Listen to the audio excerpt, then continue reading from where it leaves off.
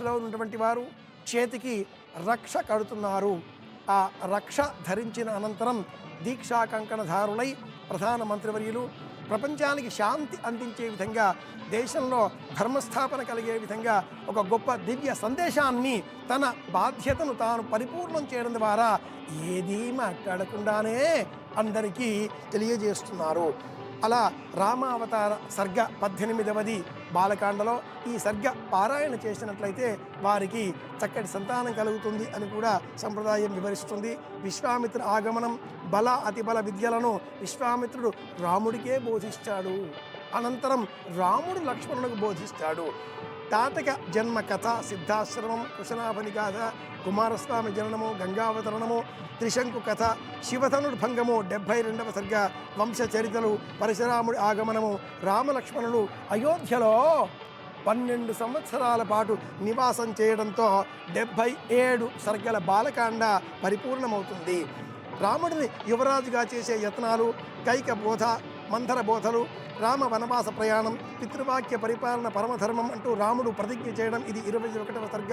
సీత అనుసరించుట, యాత్రాదానం, త్రిజటుడికి కైకేయి ఇచ్చిన జటావలకరాదులు ధరించుట, తమసా నదిని దాటడం, తమసా నది, గోమతి నది, స్యందికా నదులు దాటడం, మత్స్యదేశం చేరడం, వీటితో ఈ రెండవదైనటువంటి అయోధ్యకాండ 119 సర్గలతో కొనసాగుతుంది. భరద్వాజాశ్రమం, అయ్యయ్యో రాముడు లేని అయోధ్య ఎలా అనేటటువంటి మాటలతో ఈ రెండవ సర్గ అయినటువంటి రెండవ కాండ అయినటువంటి అయోధ్యకాండ 119 సర్గలతో పరిపూర్ణమవుతుంది. ఇందులో త్రిజటుడికి రాముడు ప్రదక్షిణ చేస్తాడు.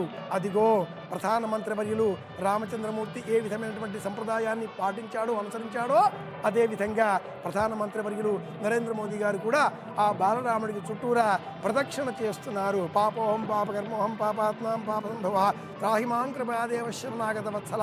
ఇది ప్రదక్షిణ సమయంలో మనమంతా కూడా చెప్పేటటువంటి మంత్రం. సాక్షాత్తు ప్రధానమంత్రివర్యులు రామచంద్రమూర్తి వద్ద సాష్టాంగ నమస్కారం చేస్తున్నారు. పురసా శిరసా దృష్ట్యా మనసా వచసా తథా పద్భ్యాం కరాభ్యాం కర్ణాభ్యాం ప్రణామః అష్టాంగముచ్యతే. ఆ తదుపరి అరణ్యకాండ 75 సర్గలతో ఉంటుంది. విరాధవధ, శరభంగ ఋషి ఆశ్రమం, సుతీక్ష్ణ మహర్షి ఆశ్రమం, ఇలా అనేకములుగా ఉండేటటువంటి ఆశ్రమాల సందర్శనం, జటాయువుకు మోక్షం కలిగించడం, తదుపరి సీతాదేవి అనంతరం అపహరణ అనంతరం జటాయువుకు మోక్షం ఇవ్వడం, అయోముఖి ముక్కు చెవులు కోయడం, కబంతుడి శబరి స్వర్గప్రాప్తి, ఋష్యమూక పర్వతం వద్ద ఆంజనేయ స్వామి వారు రామచంద్రమూర్తిని చూడడంతో ఈ 3వది అయిన అరణ్యకాండ పరిపూర్ణమవుతుంది. 75 సర్గలను ఈ కాండలో మనం చదవవచ్చు. 2 చేతులు జోడించి నమస్కరించడంలో అర్థం ఏమిటి అంటే నాలో ఉండే అహంకారాన్ని లేకుండా చేయడం అని అర్థం. ప్రధానమంత్రి వర్యులు శ్రీమాన్ నరేంద్ర మోడీ గారు 2 చేతులు జోడించి నమస్కరిస్తున్నారు. జై శ్రీరామ్ అనే మంత్రాన్ని జపం చేస్తున్నారు. మరొక వైపున మోహన్ భగవత్ గారు, ఆదిత్యనాథ్ గారు అనేకులు ఆ ప్రధానమంత్రి వర్యులను పరివేష్టించి చుట్టూరా ఉండగా అందరూ కూడా వారు ఆ పూజలు చేస్తున్నారా అని కాకుండా మనందరికీ కూడా ప్రతినిధులుగా యావత్తు ప్రపంచానికి శాంతి కలిగే విధంగా సంకల్పం చేసి ఆ పూజ లేదా ప్రతిష్ట ఆ క్రతువును పరిపూర్ణం చేస్తున్నారు అని చెప్పాలి. కిష్కింధకాండ 67 సర్గలతో ఉంటుంది. తదనంతరం సుందరకాండ 68 సర్గలతో మనం నిత్యం పారాయణం చేస్తూ ఉంటాం. చివరగా యుద్ధకాండ 131 సర్గలతో ఉండగా ఆ తదుపరి ఉత్తరకాండ 111 సర్గలతో పరిసమాప్తమవుతుంది. మొత్తం మీద ఈ రామాయణం అంతా కూడా 648 సర్గలతో, ఇందులో 83 శాపాలతో, 69 వరాలతో శ్రీరామాయణాన్ని మనమంతా కూడా నిత్యము స్మరించుకుందాం. రామ రామ రామ అంటే చాలు రామాయణమంతా మనకు కన్నులకు కట్టినట్లుగా మన మనస్సులో మెదులుతుంది. కట్టే కొట్టే తెచ్చే అనేటటువంటి మాటను కూడా మనం వింటూ ఉంటాం. ఓం శ్రీం రామ్ రామాయ నమః. రామనామతారకం భక్తి ముక్తిదాయకం. చక్కగా కన్నుల విందుగా ఈరోజు మనం బాలరాముని యొక్క ఆ సందర్శనం మనం చేయగలిగాం. ప్రాణ ప్రతిష్టాపన మహోత్సవం కూడా మనం చూసాము. మన జన్మ ధరించింది. అదిగో మనం చక్కగా ఈరోజు మనం ఆ స్వామివారి అధివసిస్తున్నటువంటి ఆ భవన ప్రాంగణం అంతా మనకు చూపిస్తున్నారు.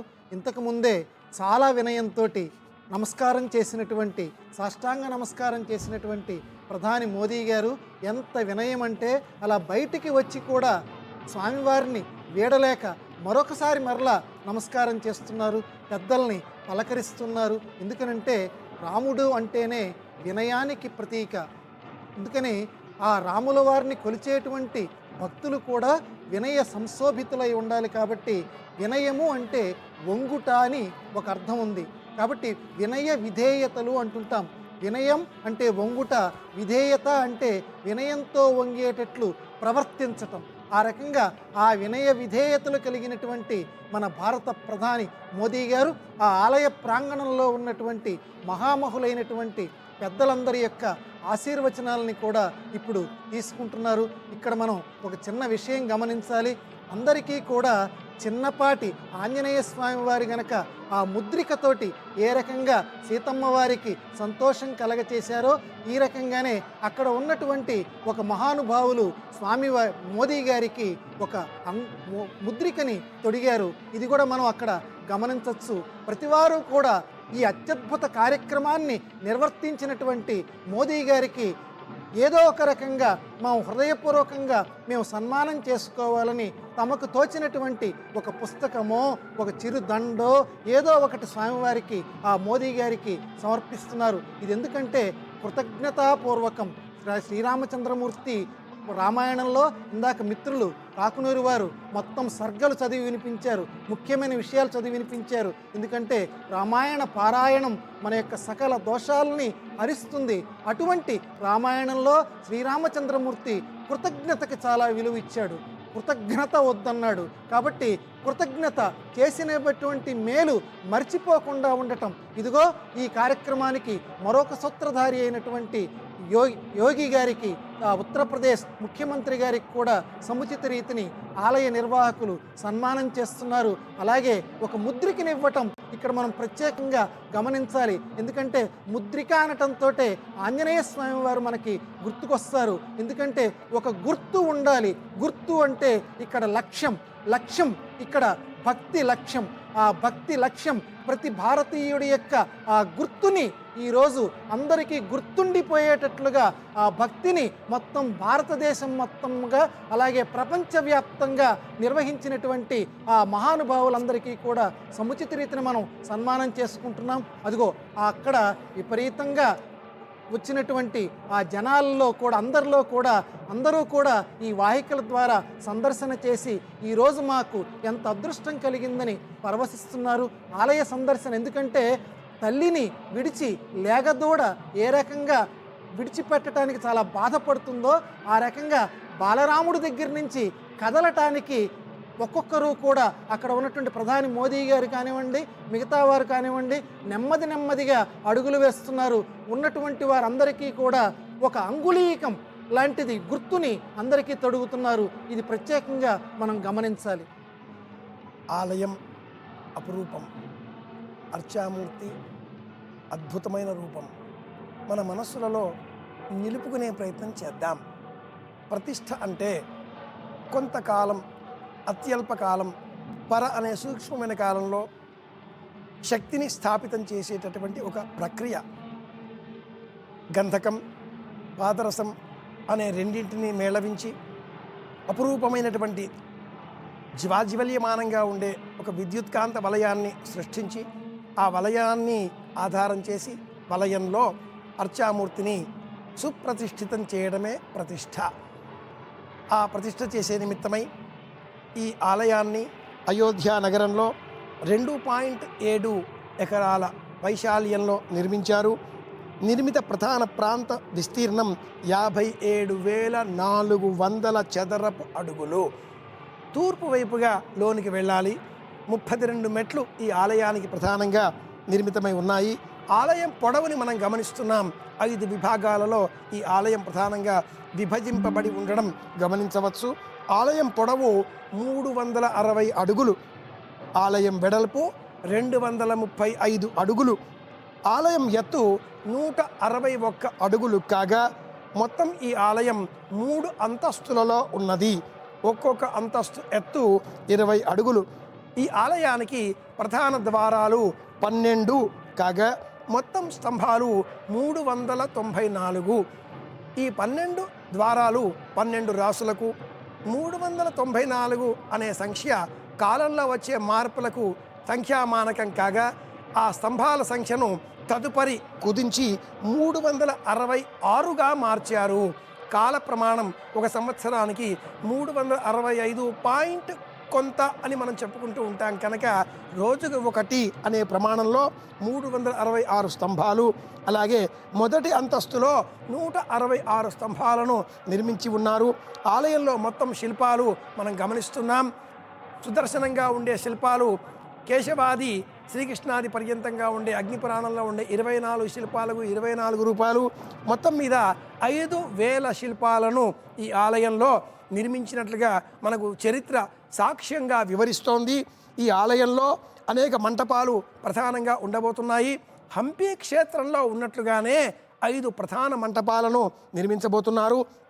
నృత్య మంటపం, కీర్తన మండపం, రంగ మండపం, ప్రార్థన మండపం, అలాగే పాకశాల నిమిత్తమై మరి ఒక మంటపం, మొత్తం మీద 5 మంటపాలు నిర్మిస్తూ ఉండగా ఈ ఆలయంలో ఉండే ప్రత్యేకత ఏమిటి అంటే అత్యంత ఆధునిక కాలంలో సైతం పూర్వ ప్రమాణాలను నిలబెట్టుకుంటూ ఆలయ నిర్మాణంలో సిమెంటు, ఇసుక, ఇనుము వీటిని వాడకపోవడం ఆలయ నిర్మాణాన్ని, శోభను ప్రధాని శ్రీ నరేంద్ర మోడీ గారు తిలకిస్తున్నారు. ఇంత అద్భుతమైన ఆలయంలో రాముడిని సుప్రతిష్ఠితం చేయడం అంటే ప్రపంచానికి హిందూ ధర్మాన్ని, భారత ధర్మాన్ని, దార్శనికతను, మానవత్వాన్ని, మనుష్యులకు కావలసినటువంటి సహజంగా ఉండవలసినటువంటి వివేచనతో కూడుకున్న జ్ఞానాన్ని, వినయాన్ని, అభయాన్ని అందించేటటువంటి, ధర్మాన్ని ఆచరించేటటువంటి, బలంతో కూడుకున్నటువంటి, మనోబలంతో కూడుకున్నటువంటి స్థిర నిశ్చయాన్ని ప్రదర్శించడం భారతీయతకు, దార్శనికతకు, భారతీయ మనోవైజ్ఞానిక తత్వానికి, మనోబలానికి, భారతీయ సనాతనమైనటువంటి వైజ్ఞానిక పరంపరకు ఈ ఆలయం ఒక ప్రతీక. దార్శనికత్వం నిదర్శనం, తార్కాణం అని మనమంతా కూడా చెప్పాలి. ఆచంద్రతారార్కం ఈ ఆలయం ఉండాలి. ఆసమంతాత్ లయం ఆలయం అనేటటువంటి సంకల్పంతో అయోధ్యలో నేడు వందలాది మంది, వేలాది మంది సాధువులు నిరంతరం రామనామస్మరణ చేసేటటువంటి వారు ప్రత్యక్షంగా ఈ మహాక్రతువులో పాలు పంచుకునే నిమిత్తమై అక్కడికి విచ్చేసి ఉన్నారు. రామాలయం ఈ మొత్తాన్ని రాజస్థాన్లోని బన్సీపహార్పూర్ అనే క్షేత్రంలో లభించేటటువంటి అపురూపమైనటువంటి రాతితో నిర్మాణం చేశారు. కాగా ఆలయ సింహద్వారంతో పాటు ఉపద్వారాలు 12 ద్వారాలు అని చెప్పుకున్నాం కదా, ఆ 12 ద్వారాలకు అవసరమైనటువంటి కలపను మహారాష్ట్రలో ఉండేటటువంటి చంద్రాపూర్ ఆ క్షేత్రం నుంచి తెప్పించారు. అలాగే మొదటి అంతస్తులో ఉండేటటువంటి ఈ 12 ద్వారాలకు బంగారు తాపడంతో అలంకరించారు. ఇందాక మనం చూసాం ప్రధాని గారు ఆ బంగారు తాపడంతో ఉండేటటువంటి ద్వారం వద్ద కాసేపు అలా నిలుచుని చూచి అందరినీ మనకు ఒక మంచి విషయాన్ని, ఇది ఈ ఆలయ నిర్మాణ శోభ అనే విషయాన్ని తెలియజేశారు. ఒక్కొక్క ద్వారానికి సుమారుగా 3 కిలోల బంగారాన్ని వినియోగించినట్లుగా చారిత్రకులు నిర్ధారిస్తున్నారు. వినయం మూర్తిభవించినటువంటి రూపంగా ఉండే ప్రధాని శ్రీ నరేంద్ర మోదీ గారు అక్కడ స్థానికంగా ఆహూతులైనటువంటి సభికులకు, ప్రతినిధులకు, అలాగే ప్రముఖులకు అందరికీ కూడా వినయపూర్వకంగా 2 చేతులు జోడించి నమస్కరించి రామచంద్రమూర్తి ప్రతిష్ఠ పరిపూర్ణమైంది, రాజా రామచంద్రుడి అనుగ్రహం మనకు లభించింది, యావత్తు ప్రపంచానికి రామగాథ ఇక నుంచి శిరోధార్యం, రామధర్మమే అందరికీ శిరోధార్యం, సీతాయాశ్చరితం మహత్ అని ఉన్నప్పటికీ, పౌలస్త్యవధ అని ఉన్నప్పటికీ प्रधानमंत्री जी अपना अभिवादन प्रस्तुत कर रहे हैं। यहाँ पर देश की लगभग 150 परंपराओं के संत और सभी विधाओं के श्रेष्ठ पुरुष उपस्थित हैं। स्वस्ति वाचन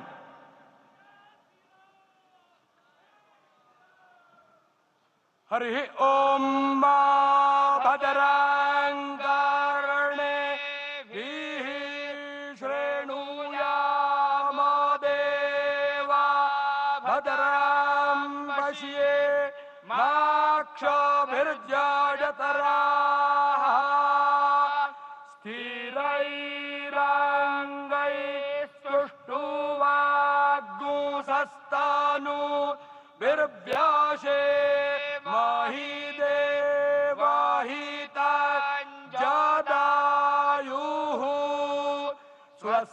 न इंद्रो वृद्धशरावाः स्वस्ति नः पूषा वृषभवेदाः स्वस्ति नस्तार्क्ष्यो अरिष्टानेमिः स्वस्ति नो बृहस्पतिर्दधातु सुशान्तिर्भवतु।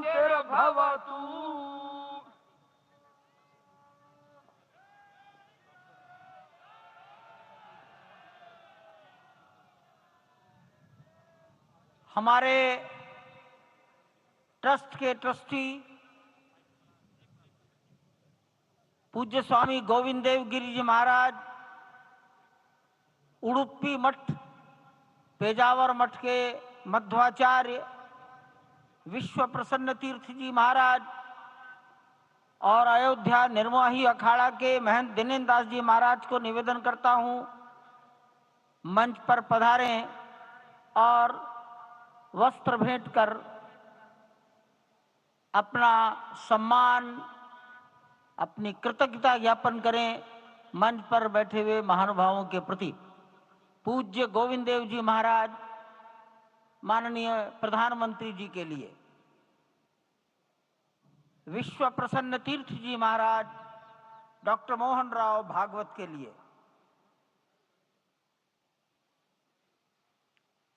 महंत दिनेन्द्र दास जी महाराज,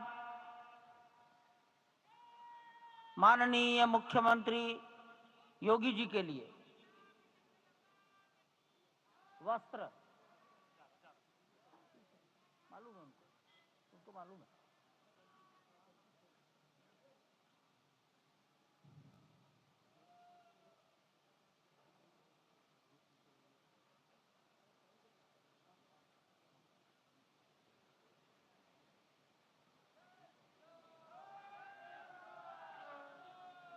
माननीय प्रधानमंत्री जी को गोविंद देव गिरि जी महाराज वस्त्र भेंट कर अपनी कृतज्ञता,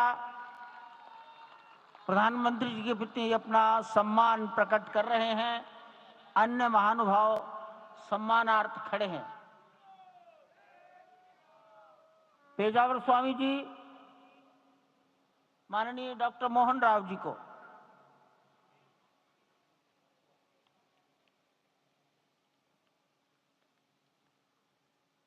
महंत दिनेन्द्र दास जी योगी आदित्यनाथ जी के प्रति,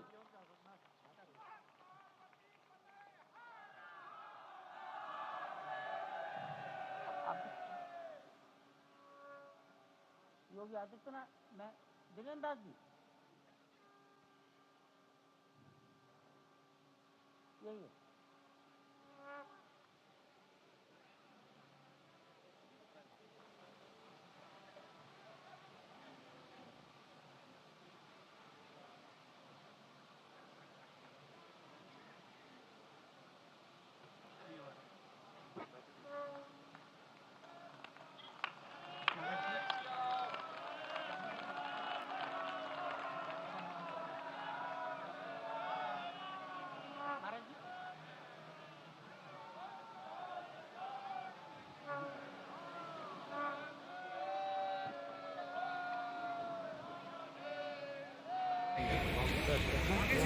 माननीय प्रधानमंत्री जी दिल्ली में राम जन्मभूमि के पावन प्रसंग पर डाक टिकट जारी कर चुके हैं। उत्तर प्रदेश सरकार की ओर से योगी आदित्यनाथ